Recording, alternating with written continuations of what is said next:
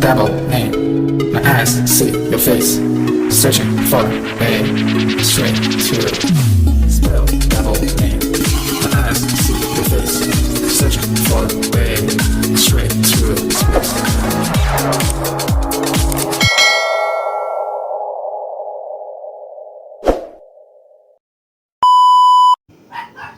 So, yo, what's up mga kapapsi? Update sa kinabit nating RCB SP800 mugs with conversion ready disc brake sa likod na natin. So, update natin yung mga kinabit at kung paano mga adjustment dito na ginawa. So, first, dito muna tayo sa harap. Sa harap, wala siyang walang tabas ginawa sa atin dyan. So nag-ano lang tayo rito, nag-ano lang tayo ng bushing dito. So ang sukat pala nito, suggest ko na lang din pala mga papsi is mag-ano na lang tayo, mag order na lang kayo ng hub and mile na pang NMAX. Kasi yung isang piraso niya is ano na lang siya, plug and play. Ay hindi, may gagawin lang kayo doon. Yung isa kasi ano na siya, kasukat siya. So bali isang piraso lang ang patatabas nyo, tabas tsaka alignment dito ng ng ehe ng pangarap.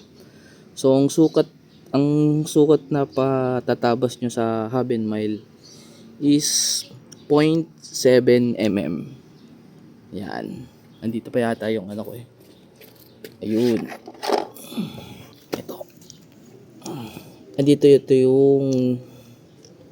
yung sukat na ginawa sa atin ni Boss Onin.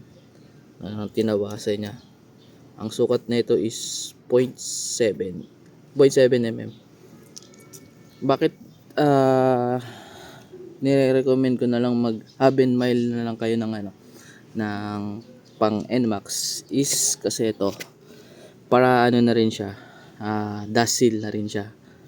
So hindi na kayo bibili ng dust seal ng pang click 160. So yan na. So 2-in-1 purpose na siya kumbaga. So ito yan. Ito yung pinaggayahan natin. Yung nakakabit nung una nung wala pa tayong dust seal dyan. Ang nirecommend na lang sa akin ni Boss Onin is hub and mile na lang. So ayan, sukat niyan is 0.7 mm. So yun lang, wala naman siya masyadong pasok naman yung niya, yung caliper. So goods na goods, plug and play. Tapos ito, papalit tayo ng ng rotor disc kasi yung rotor disc nito nagkakalawang. Ang unit nito is TTGR. Papalit tayo. Nakaano na rin yan, 260 mm na to. So goods na goods. Ready na yung bracket, may bracket siyang kasama. So goods siya. Kaso problema lang, nakalawang.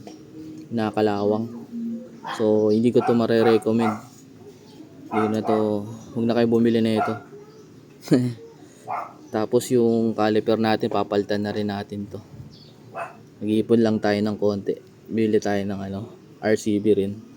So para na siya. Yan. Tapos bili na rin tayong palitan natin tong disc brake. Next. Ito naman, sa likod, goods na goods. Yan plug and play lang mga kapapsi. So ang ginawa natin disc brake dito is pang PCX din. Stock ng pang PCX RCB. Tapos swing arm pang PCX siya. Ito hindi ko pa napapalitan. Pag nagpalit kayo ng swing arm, asahan nyo yung pipe nyo is hindi na siya level dito. So kailangan yung dalawang option nyo, ano kayo rito, magba-bracket or magpapaano kayo, re-elbow. Pag ni-re-elbow yan, tututok na yan dito. Yan. So, nag-iipon pa tayo ng budget. Papaano rin na natin to. Ano na rin din siya. Kinakalawang na rin din kasi.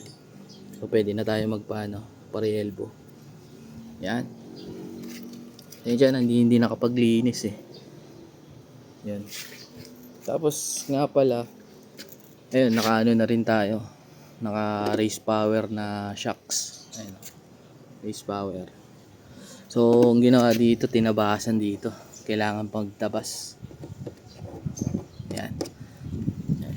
Sa mga nagtatanong nga pala, yung ano, kasi napansin ko rin pala na yung ano nito, yung plastic na yun, kung makikita nyo dito sa likod ng airbox, is tumatama rito.